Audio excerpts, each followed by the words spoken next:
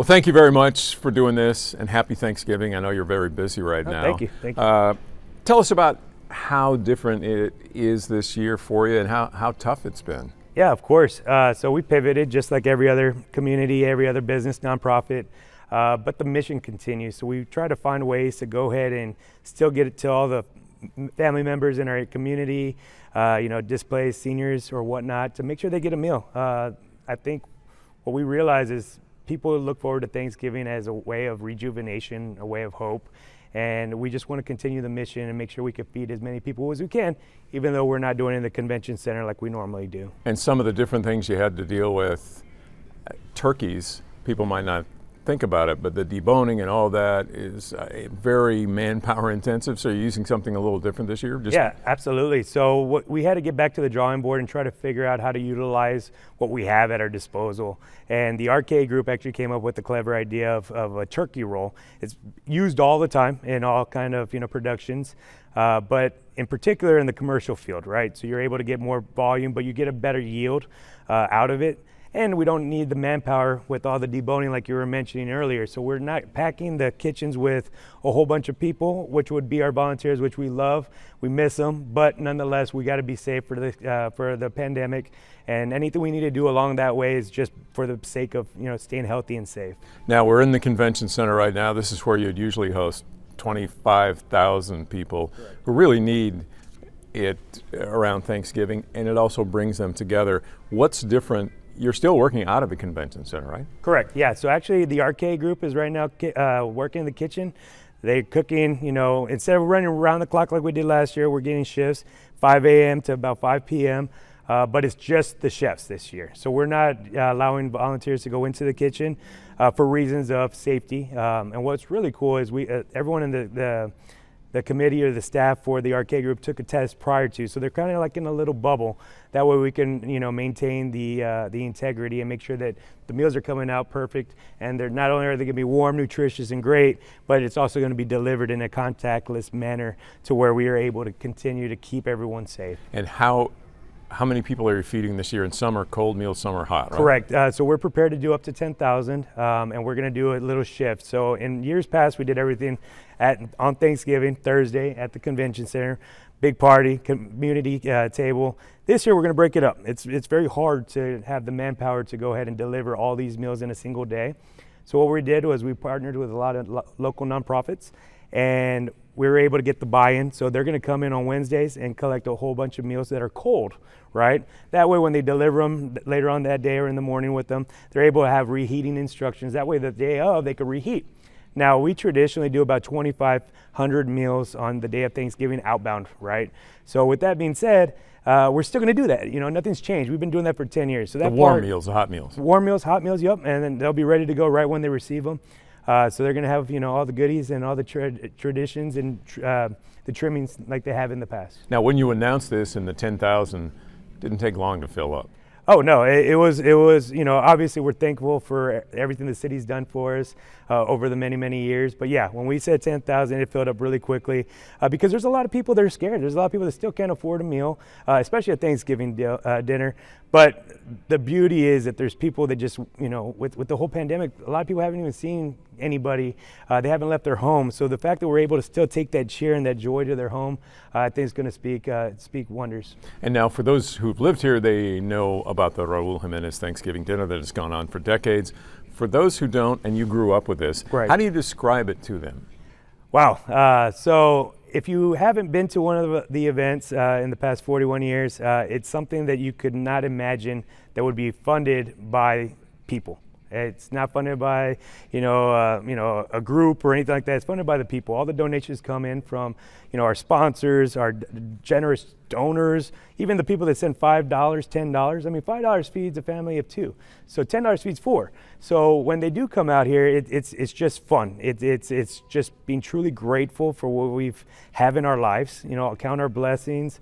And we're thrilled to be able to put it on just in a different manner this year, but be able to reach the people that need it the most. And your grandfather started this. He started it in San Antonio in '79, but I didn't realize that he started it in Fort Worth before that, because you had you know, he lived there for a time, but also then in San Antonio, and started his business here. How did that work? Yeah, so my grandfather's roots were here in San Antonio. He started the chorizo plant back in the 50s. Eventually, his business took him to Fort Worth by nature. That's where the hub was for distribution and things like that. That's where your great-grandfather was, right? I mean, that was his family. Right. So we gravitated back. Obviously, that was before my time. I was born in '83, so I got the tail end once we were already over here. But what he did was he told my grandmother, Mary Jimenez, and at that point we already had restaurants over in Fort Worth.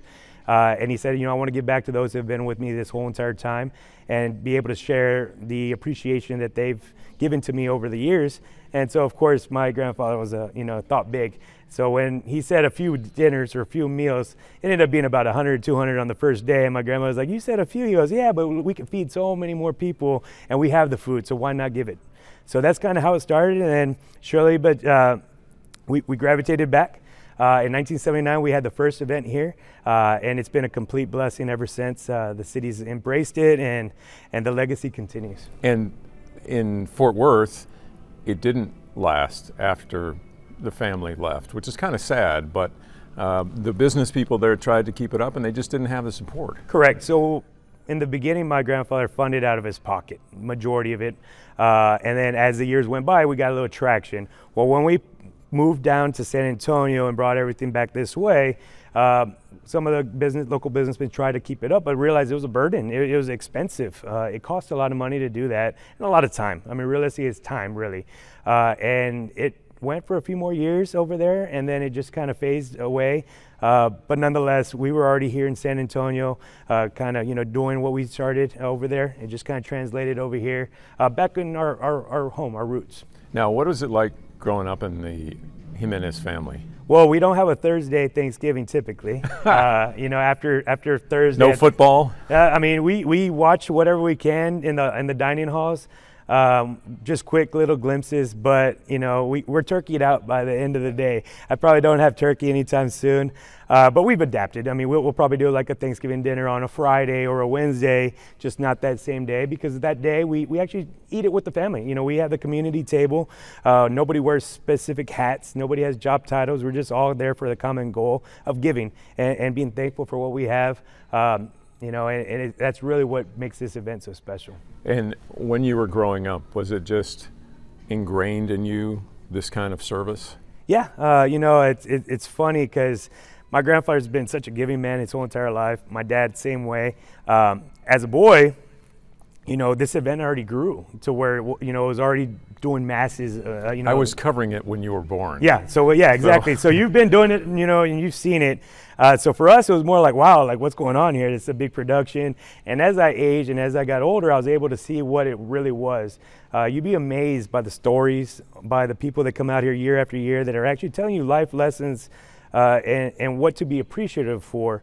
And it actually brings, the good old days sense back, and it shows that people are good, and it breeds hope, and at any given day, anything could be taken away from you, but you got to continue the journey and continue to give praise and thanks. And when it's described as who this is for, it's seniors and needy, but it's anyone. Yeah, absolutely. So originally it was for the senior citizens, right? And then it slowly started to develop. It started gaining traction, and like I said, my grandfather was a giving man, so he said, hey, we'll take you.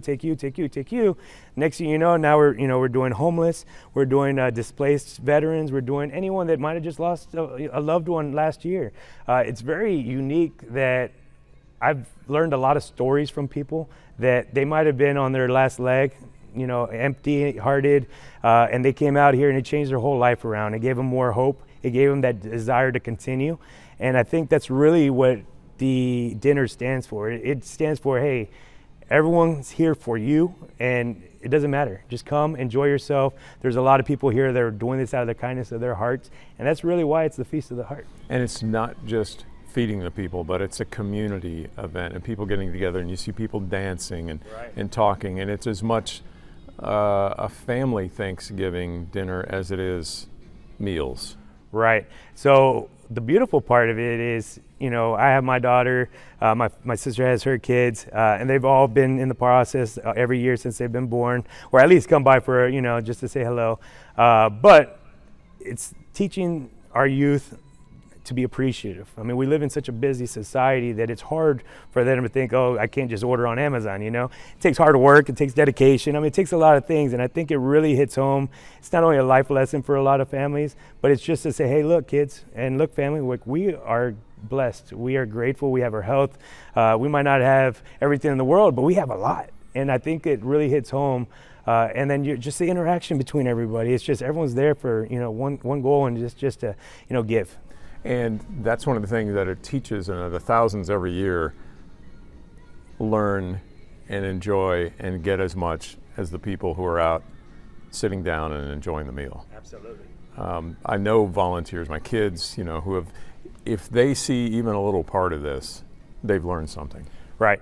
It's right on point, because they're able to see, you know, lots of generations. I mean, the wisdom behind some of these, some of our, you know, seniors communities, you know, they've lived a life. You know, they're nostalgic. Manners are different than what we might have seen, different eras or whatnot. But, you know, for the kids, it's seeing like, wow, you know, there's other people out there than what we're used to, or going to school. I mean, there's other kids that might need, you know, that don't have books or might not have shoes or whatnot, and they could see that, and then they give more, and they give more of their time. They're able to see that there's a human element to this dinner, and I think that's really what hones in, because you walk away knowing that, hey, I did something really good. And especially starting the holiday season, on the most thankful day of the year, it's a snowball effect, and I think that's what's beautiful about this event. Where do you see this 20 years from now? 20 years from now, hopefully we're back in the convention center dancing and with the live music and all the fun that we're accustomed to. But I think it's going to continue to grow. I think we're going to get a lot more outreach.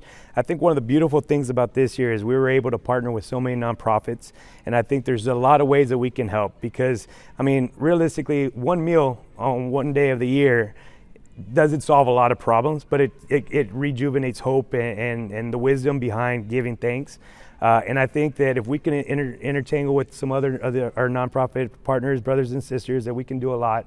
And I could guarantee you we're still going to be here in 20 years. I might not be, but hey, you know, the event will. But now with the name Raul Jimenez, is there pressure in San Antonio? Did you feel like growing up like, oh? I wouldn't call it pressure. I would call it, you know, big shoes to fill.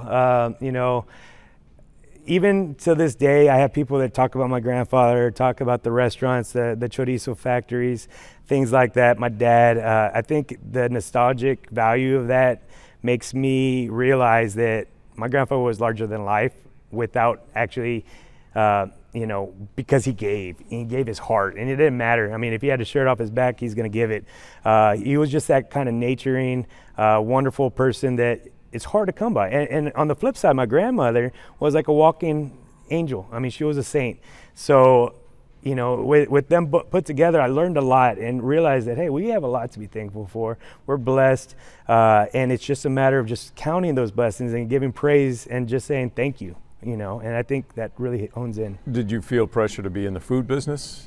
I think in the beginning we did, but obviously we had some ups and downs, you know, throughout the 90s and early 2000s. But I think what my parents and grandparents wanted us to do was get educated. So all of us got educated, and we all got professional careers, and each one of our careers right now is helping people. So it still is underlining what we were doing, what my grandfather stood for, what my dad stood for, but we're still giving, and we're helping people with different avenues in life. And there's still the Jimenez brand, but that's owned now by a different company. Correct. We do not have any affiliation with that brand. And do you still eat Jimenez foods?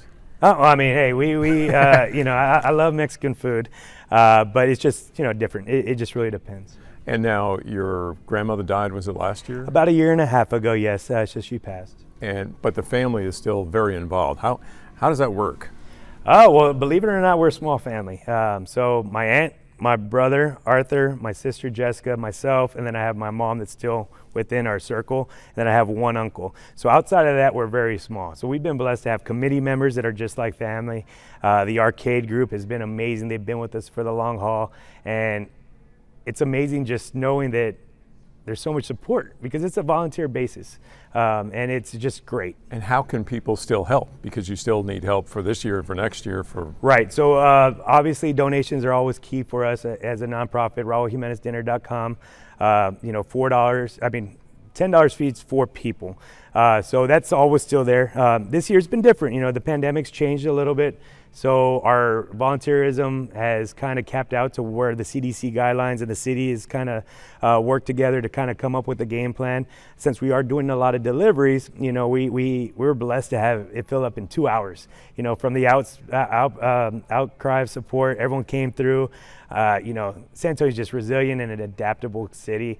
And they've always had a big heart, and so I love seeing that. And if people wonder, well, wait, why didn't they do the 25,000 that they did last year? That would have been logistically very hard. Oh yeah, logistically, it would have been something that would probably taken about 2 weeks to accomplish, to make everything work. Because you got to also remember, each one of those meals are getting individually packed in containers, in the warmers and everything that's keeping that meal safe and warm, or vice versa on the cold side. So there's a lot more logistics that goes into play. Not to mention the plating system we never really did. We had long lines of buffet lines where everyone would just plate and go. So now we got to keep our distance. We got to make sure everything's safe and sanitary. And really, it's just something that we were blessed to even do what we are able to do. And the fact that we had the support of the city and everyone behind us, I'm just glad we could continue our mission and get to those families that need it the most. Last couple quick questions. I asked you before about, hey, you look like your dad or your grandpa, and you like that or don't like that? I do like it. It's an honor, but my aunt always says it's because of my cheeks. So in that manner, it's like, let me take a step back. But no, it's definitely an accomplishment. It's the eyes. It's the eyes. I'll take that all day long. I will. But now, do you feel, okay, are they going to put you in one of the hats these days? Or did they, as a kid, did you have to wear the hat? My aunt would, tease me like, okay, you're getting to that stage, you're going to start walking around with the chef hat. And I said, you know what, there's only one man that could ever wear that hat. So I've been able to, defer to a certain degree. Definitely would be an honor, but the fact that I'm able to continue and bear my grandfather's name and my father's name is enough for me. And do you cook? Do I cook? I do cook. But not as, like my grandfather. My grandfather was a culinary master.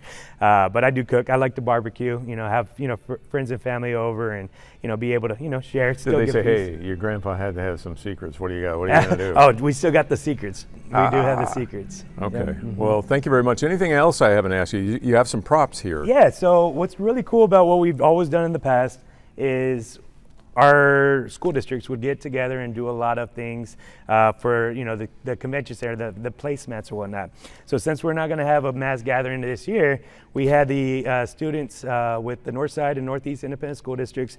They did thank you cards, right? So now with every meal, we're going to be able to throw one of these thank you cards in there. That way they're still getting involved. Like you said before, having the kids be thankful and notice how things go through life, be grateful for what you have. We're continuing. We're involving everyone. Any help goes a long way with us, and we'll have different cards throughout, for each of the meals that go out. Cowboys going to win this year? Cowboys going to win. Well, we won yesterday, so that's a start. But I'm all about momentum. Are you Cowboys fans? Is that from the Dallas roots of the family to here? Yeah, we've been diehard Cowboy fans. I still think we go to the Super Bowl every year. It's been a while since I've been able to, honor that, prediction. But you gotta love the Cowboys. What's not to love about it? Jerry's World. It's beautiful, and I think it's just a really good organization. And we're in Texas. Wow, we are. And we can't end it on the Cowboys though. Thanksgiving meant something to your grandfather. Yes. He had an 8th grade education and worked hard. His story itself is pretty amazing, right? Did he do some migrant working in the fields up north, or the family did? Yeah, so that was a little bit before my time, but what he did was he was a hard worker. His nickname was Speedy Jimenez. So he always was the first one awake, the last one to go to bed. He did a lot of manual and labor-intensive jobs up north. But his motto was, hey, we don't have anything, so we got to fight and we got to earn everything we have. And I think that's what he really, instilled in my dad, my aunt, and then of course to us. And then not only are you able to, reap your rewards, but be grateful for them as well. And I think his saying is perfect. We come into this world with nothing and we'll leave here with nothing. It's what we do in between that counts. And I think that really hones in on the dinner. It hones in on you coming out here and donating your time, and people coming in and, you know, giving their time. I mean, time is one of those things we cannot get back. So the fact that so many people come for a common good, I mean, it's just like that one more thank you, one more open door, one more just sign of gratitude. It's amazing what can happen when people come together. And San Antonio is great. When they come together, you know, we're a very resilient and adaptable city. And I'm proud to be here. I'm proud to call this my home. Well, thank you very much. Raul Jimenez III. The third, yes, You sir. go by Trey, the third? My sister calls me Trey every once in a while, but most people just call me Lito because Raulito, little Raul. So it's kind of stuck. So a lot of my friends still call me Raulito, or nickname just now Lito. Lito, yep. Well, gracias, señor. Thank you. Thanks.